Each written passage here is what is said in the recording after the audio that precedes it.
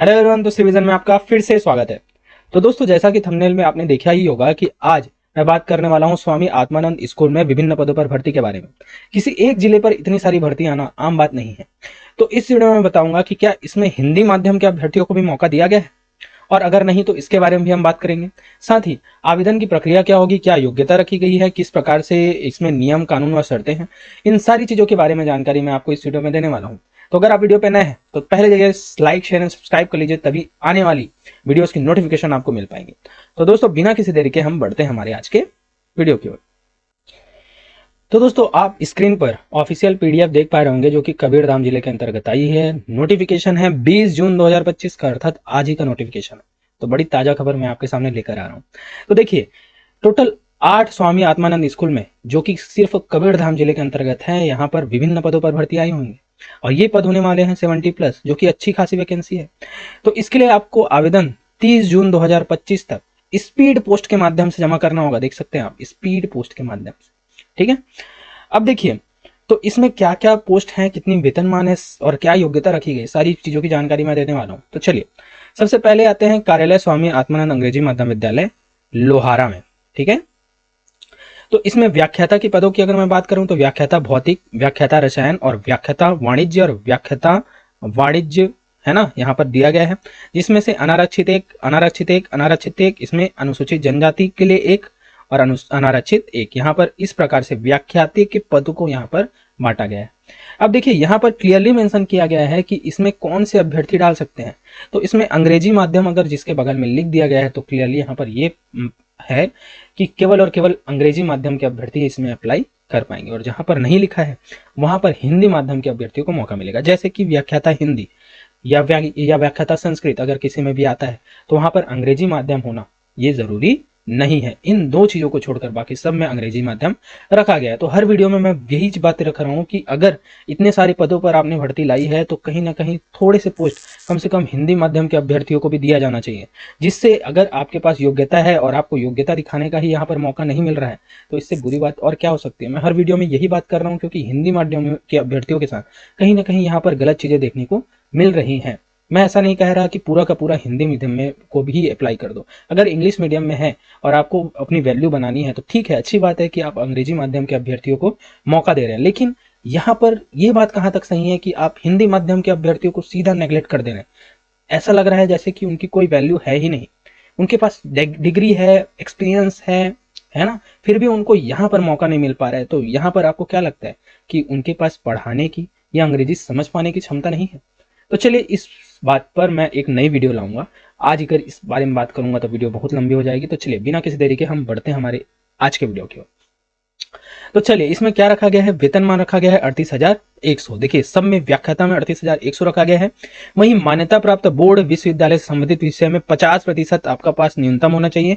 BEd यहाँ पर मांगा गया है ना, मोस्टली लोगों का रहता है बीएड मांगा गया है, लेकिन बीएड यहाँ पर मांगा गया है।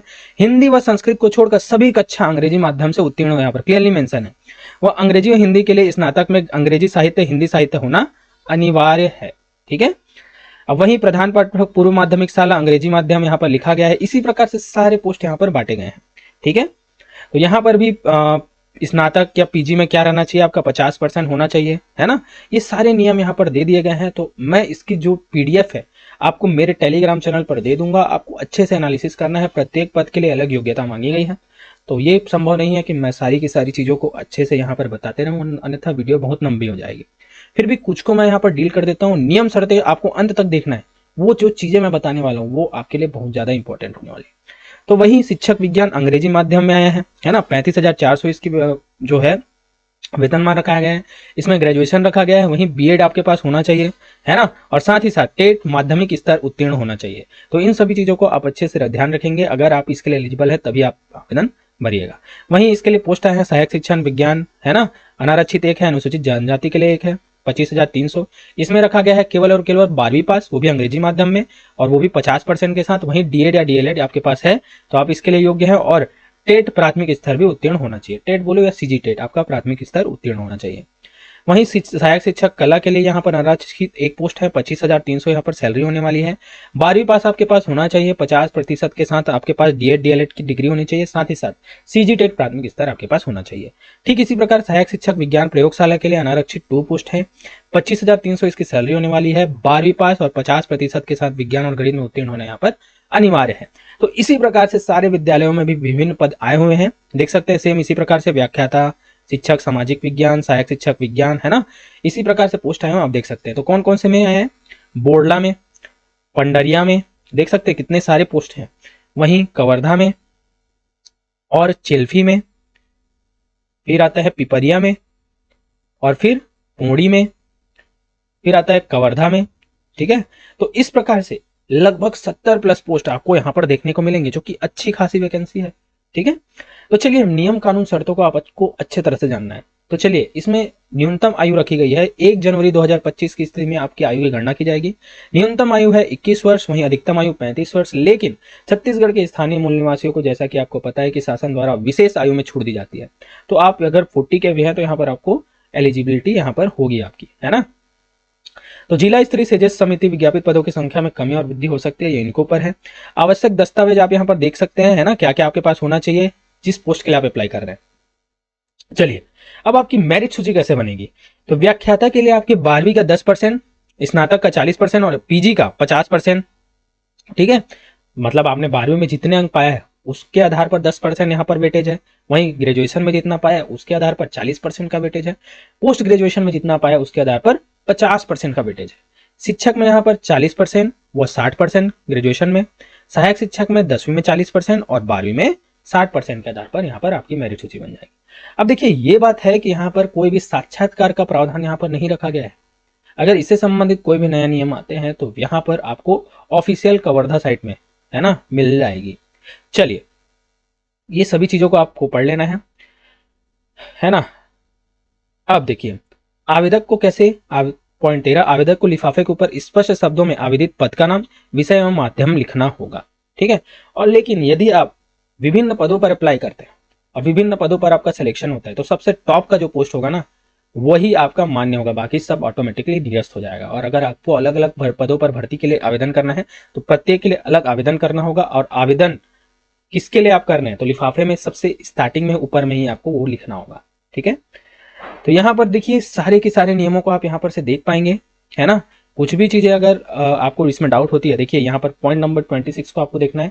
एक ही विद्यालय में एक से अधिक पदों में चयन होने पर अभ्यर्थी को केवल उच्च पद पर विचार किया जाएगा, शेष समस्त पदों पर अभ्यर्थी के नाम पर विचार नहीं किया जाएगा। सारे नियम को आप अच्छे से देख सकते हैं। चलिए, ये जो है आवेदन का प्रारूप है ना, संविधानिक आवेदन का प्रारूप, इसको आपको अच्छे से भरना है, कोई भी गलती नहीं करना है। और देख सकते हैं ना, प्राथमिकता देनी है, कहां पर आप प्राथमिकता दे रहे हैं। ये देखिए, प्राथमिकता की सूची दे दी गई है ना, कि कौन से विद्यालय को आप प्राथमिकता दे रहे हैं, 1 2 करके दे दीजिएगा। यहाँ पर शैक्षणिक योग्यता रखी गई है और यहाँ पर स्वयं सत्यापित संलग्न प्रमाण पत्रों का क्रम। तो ये जो पॉइंट है इसको आपको अच्छे से रखना है कि स्वयं सत्यापित मतलब कोई भी आप डॉक्यूमेंट डाल रहे हैं तो वहां पर सेल्फ साइन जरूर होनी चाहिए, है ना, सेल्फ अटेस्टेड बोलते हैं उसको। अगर ये चीजें आप नहीं करते तो ये आवेदन वहीं पर निरस्त हो जाता है। ठीक है, तो दोस्तों इस प्रकार से इस सारी जो पीडीएफ है, ऑफिशियल फॉर्म है, इसको मैं अपने टेलीग्राम चैनल पर अपलोड कर दूंगा।